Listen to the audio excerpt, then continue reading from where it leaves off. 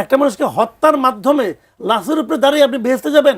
আমি কাকে বলবো, কার কাছে যে আকুতি করব, কাকে ধমক দেব, কার উপর ক্রোধ দেখাবো? কে? সংসদে কত সাফল্য দেখেছেন, এগুলো সব ইমেটেরিয়াল। মব থামাতে পারলেন না কেন? আপনি এমন কোনো সিচুয়েশন ক্রিয়েট করতে পারলেন না কেন যে সিচুয়েশনটা দেখে, যে কথাগুলি শুনে মবকারীরা ভয় পায়? যে অন্তর্বর্তী সরকার থেকে বর্তমান সময়ে দুই পর্যায়ে আমরা মাজার ভাঙচুর, বাউল শিল্পীদের উপর হামলা, এমনকি সাম্প্রতিক কুষ্টিয়ার যে ঘটনাটি ঘটলো সেটির মব সহিংসতা দেখেছি, একজনকে হত্যার ঘটনাও ঘটেছে। বারবার এই যে মব কালচার বন্ধের ঘোষণা এলো, বাস্তবে এটি কেন থামছে না? এটি কি রাষ্ট্রের আইন শৃঙ্খলা ব্যবস্থার দুর্বলতা? হ্যাঁ, আমার দেশে যদি আইন শৃঙ্খলার লঙ্ঘন হয়ে থাকে তাহলে সেটা রাষ্ট্রের আইন শৃঙ্খলা রক্ষার দুর্বলতা, আর তো কিছু না। এখানে কিন্তু যে আপনার ডিপ স্টেট মিপ স্টেট এগুলো করে কিন্তু পার পাওয়া যাবে না। তো আমার প্রশ্ন হলো এখন কয়েকটা, দেখেন কুষ্টিয়ায় যে ঘটনাটা আজকে ঘটছে, এই ঘটনার জন্য কয়েকটা ঘটনা আছে। এখানে এক নম্বর ঘটনা হলো যে এটা কিন্তু একটা হুজুগ তৈরি করা হয়েছে। হুজুগটা কে তৈরি করলো? 7টা না 8টা আইডি থেকে তার বিরুদ্ধে বলা হয়েছে। কে বললো? এদেরকে খুঁজে বের করেন, বের করে তাদেরকে দৃষ্টান্তমূলক শাস্তির আওতায় আনতে হবে। রাজবাড়িতে যে ঘটনাটা ঘটছিল, একটা লাশকে উঠাই নিয়ে আপনি পুরাই দিচ্ছেন, ওটা কি কোনো শাস্তি হয়েছে? হয় নাই তো। শাস্তি হলে এটার হতো না। কারণ শাস্তি যখন একটা হয়, শাস্তি হওয়ার কারণটা কি? যে অন্যায় করে কেবল তাকে শাস্তি দেওয়া, তাকে পেইন দেওয়া, তা কিন্তু না। পাশাপাশি পরবর্তী সময় যদি কেউ অন্যায়টা করতে চায় তাদের দিকেও কিন্তু নজরটা যায় যে আমি তাহলে এই কাজটা করলে এরকম শাস্তি পেতে হয়, এই ভয় আর কি।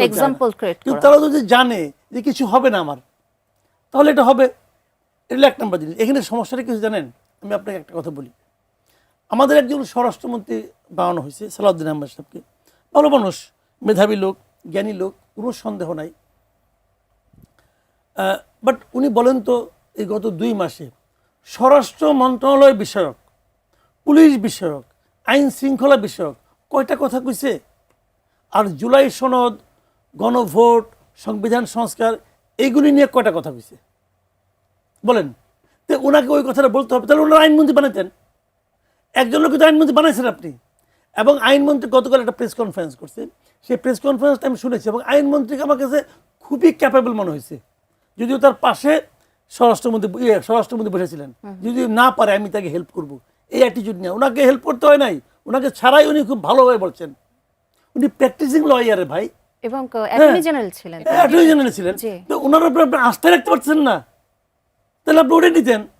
তো এখন আপনি ভাই ওটা করছেন, ঠিক আছে, তাও আমি অস্বীকার করি না। দলের সার্ভিস দিচ্ছেন, দলকে একটা সার্ভিস তো আপনাকে দিতেই হবে, দেন, আমার কোনো আপত্তি নেই। কিন্তু দল তো আপনাকে, প্রধানমন্ত্রী তো আপনাকে নির্বাচন করেছেন প্রাইম মিনিস্টার হিসেবে, স্বরাষ্ট্রমন্ত্রী হিসেবে। তো হোম মিনিস্টার হিসেবে আপনার ভূমিকাটা কি?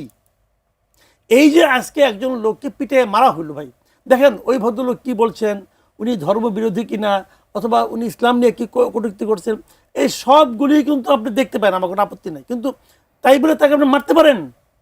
মারতে তো পারেন না। এবং পৃথিবীর কোনো ধর্মে বলা হয়েছে এক যুদ্ধ ছাড়া, ধর্মযুদ্ধ অথবা অন্য কোনো এরকম সিচুয়েশন ছাড়া নর্মাল টাইমে আপনি একজন লোককে হত্যা করে বেহেশতে যাবেন? আছে কোনো ধর্মের পৃথিবীতে? না। বেহেশত বলেন, স্বর্গ বলেন, হেভেন বলেন, একটা মানুষকে হত্যার মাধ্যমে লাশের উপরে দাঁড়িয়ে আপনি বেহেশতে যাবেন? তার মানে যে লোকগুলো এটা করে তারা একটা হুজুগ তৈরি করছে, এটা ওয়ান কাইন্ড অফ মব। তো মবের জন্য আমি কি কৃষিমন্ত্রী দায়ী করব? মবের জন্য দায়ী সালাউদ্দিন আহমেদ, উনি পারেন না এটা করতে। হামের জন্য দায়ী স্বাস্থ্যমন্ত্রী। আমাকে তো একজনকে জন্য দায়ী করতে হবে রে ভাই। আমি কাকে বলবো, কার কাছে যে আকুতি করব, কাকে ধমক দেব, কার উপর ক্রোধ দেখাবো? কে? সেই মন্ত্রী। এবং সালাউদ্দিন আহমেদ সাহেব সংসদে কত সাফল্য দেখেছেন, এগুলো সব ইমেটেরিয়াল। কারণ আপনাকে দায়িত্ব দেওয়া হয়েছে হোম মিনিস্ট্রি। পারেন নাই কেন আপনি? মব থামাতে পারলেন না কেন? আপনি এমন কোনো সিচুয়েশন ক্রিয়েট করতে পারলেন না কেন যে সিচুয়েশনটা দেখে, যে কথাগুলি শুনে মবকারীরা ভয় পায়? উনি পারেন নাই রে ভাই। কাজে এইগুলির দায়িত্ব নিতে হবে ভাই আপনাকে। আপনি তাকে সরিও বলেন না এই পর্যন্ত, আপনাকে সরি বলা উচিত।